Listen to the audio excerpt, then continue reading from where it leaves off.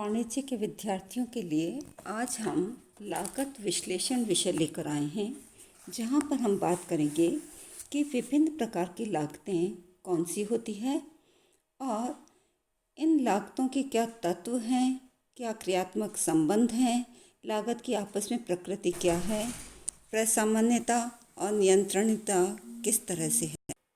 लागत का वर्गीकरण उसकी प्रकृति या स्वभाव के अनुसार किया जाता है। लागतें मुख्यतः 3 प्रकार की होती है: फिक्स्ड कॉस्ट या स्थायी लागत, वेरिएबल कॉस्ट परिवर्तनशील लागत और सेमी वेरिएबल कॉस्ट अर्ध परिवर्तनशील लागत। सबसे पहले हम जानते हैं कि स्थायी लागतें कौन सी होती हैं। वे लागतें जो उत्पादित अथवा विक्रय की गई वस्तु अथवा सेवा की इकाइयों अथवा मात्रा या उत्पाद विशेष से प्रभावित नहीं होती है, बल्कि इसका संबंध व्यावसायिक संस्था के उपलब्ध सामान्य उत्पादन क्षमता या विक्रय की समयावधि से होता है। वह स्थिर लागत कहलाती है। मीन्स स्थिर लागतें वो होती है जो किसी भी उत्पाद या सेवा का उत्पादन और विक्रय करें या नहीं करें, वह लागत तो होगी ही और यह सभी परिस्थितियों में समान रहती है। यदि उत्पादन की जाने वाली इकाइयाँ ज़्यादा हैं या कम हैं, उससे भी इसकी राशि में कोई फर्क नहीं पड़ता है। ये लागतें या तो अप्रत्यक्ष लागतें होती हैं, इसलिए किसी उत्पाद विशेष से इसका संबंध नहीं होता, और यदि उत्पाद विशेष से संबंध होता है तो उस उत्पाद की उत्पादित की गई इकाइयाँ या मात्रा से ये प्रभावित नहीं होती है। पहले प्रकार की स्थिर लागतें व्यावसायिक संस्था से जुड़ी होती है और संस्था की विद्यमान क्षमता पर स्थिर होती है। इन लागतों में परिवर्तन संस्थान की विद्यमान क्षमता में वृद्धि या कमी करने पर होता है, जबकि दूसरे प्रकार की जो स्थिर लागतें हैं या स्थायी लागतें हैं, वो उत्पाद विशेष से जुड़ी होती है और यदि उस उत्पाद का उत्पादन बंद कर दें तो यह स्वतः ही समाप्त हो जाती है। स्थायी लागतों के उदाहरण हैं जैसे कारखाने का किराया जो मंथली बेसिस पर है, या कर्मचारियों अधिकारियों के वेतन एवं भत्ते जो समय के अनुसार हैं।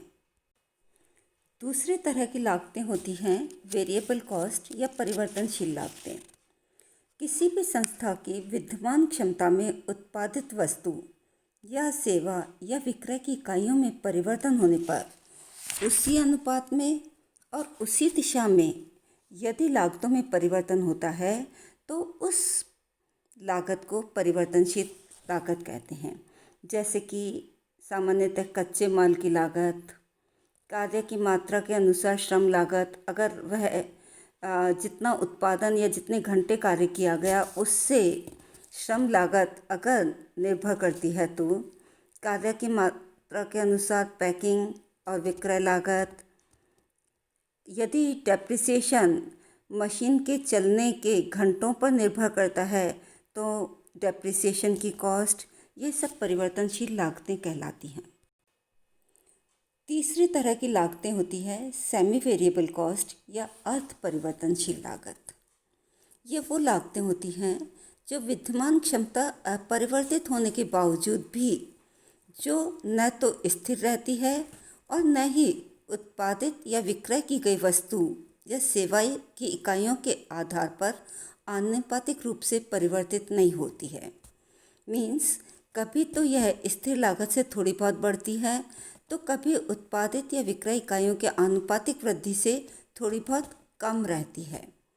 तो हमें क्या करना होगा कि अर्ध परिवर्तनशील लागत के 2 हिस्से करने होंगे कि किस सीमा तक वह परिवर्तनशील है और किस सीमा तक वह स्थायी है। और ऐसा करने के लिए कई सारे मेथड्स हैं जिनको हम एक एक करके जिनकी जानकारी हासिल करेंगे। इसमें सबसे पहला है प्रत्यक्ष अनुमान विधि, डायरेक्ट एस्टिमेट मेथड। प्रत्यक्ष अनुमान विधि में हम गत वर्षों की उत्पादन लागतों और उत्पादन के विभिन्न स्तरों की उत्पादन लागत तथा भावी परिस्थितियों को ध्यान में रखते हुए एक कुशल लागत लेखापाल अनुमान के आधार पर अर्ध परिवर्तनशील लागत में से स्थिर लागत तत्व और परिवर्तन लागत तत्व को पृथक करता है। और इसमें उस लेखापाल का जो तकनीकी ज्ञान है, कौशल, अनुभव पर निर्भर करता है। और जब इनको हम निकालते हैं, अलग अलग करते हैं, तो प्राप्त लागतों की राशियों में वस्तुनिष्ठता या ऑब्जेक्टिविटी नहीं होती है। अर्थ परिवर्तन लागत की दूसरी विधि है उच्च एवं निम्न उत्पाद स्तर विधि। यह विधि इस पर निर्भर करती है कि बाजार मांग और व्यावसायिक क्षमता पर प्रत्येक व्यवसाय में वस्तु अथवा सेवा का उत्पादन एक निश्चित सीमा विस्तार में होता है और इस सीमा विस्तार के उच्चतम स्तर की अर्थ परिवर्तनशील लागत और निम्नतम स्तर की अर्थ परिवर्तनशील लागत के अंतर को इन दोनों स्तरों पर वस्तु और निम्नतर स्तर की अर्थ परिवर्तनशील लागत के अंतर को इन दोनों स्तरों पर वस्तु या सेवा उत्पादन की इकाइयों के अंतर से विभाजित करने पर जो प्रति इकाई परिवर्तनशील लागत ज्ञात हो जाती है और इस तरह से इनको पृथक करते हैं।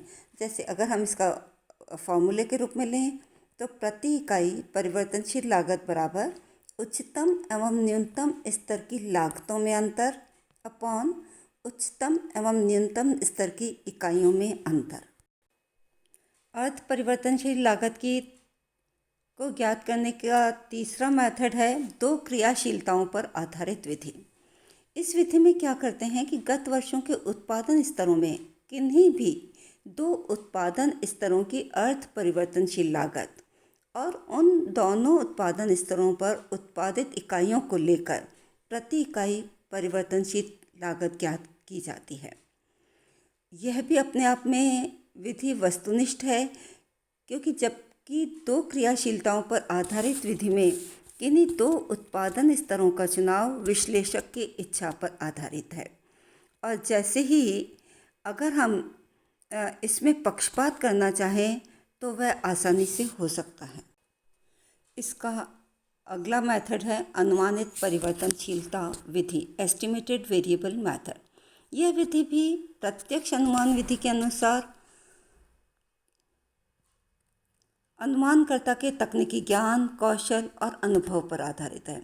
यहाँ प्रत्यक्ष विधि में अनुमानकर्ता अर्थ परिवर्तनशील लागत वाली समस्त मदों के कुल योग की राशि को अपने दृष्टिकोण से स्थिर और परिवर्तनशील लागत में विभाजित करता है।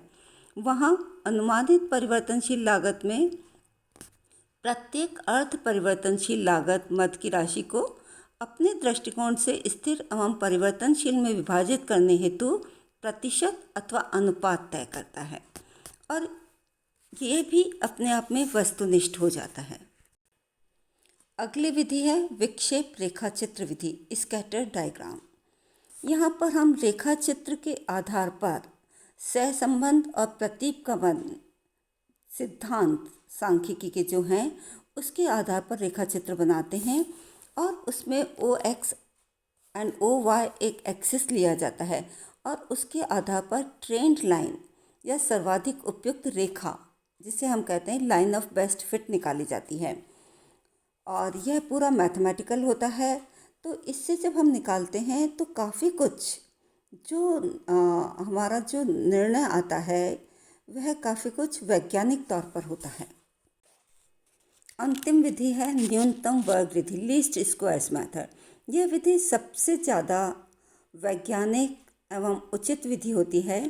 इसमें जो भी अभी तक हमारे डेटा आए हैं उनका एनालिसिस एक मैथमेटिकल फॉर्मूलेशन या गणितीय रूप में किया जाता है और इसमें बीजगणितीय सूत्र की सहायता से स्थिर एवं प्रति इकाई परिवर्तनशील लागत के आधार पर लागत की प्रवृत्ति रेखा या ट्रेंड वैल्यू प्राप्त की जाती है और यह देखा जाता है कि भविष्य में यह ट्रेंड हमें कहाँ इंडिकेट करता है और किस तरह से ये परिवर्तनशील लागत कितनी होगी और अर्ध परिवर्तनशील लागत कितनी होगी।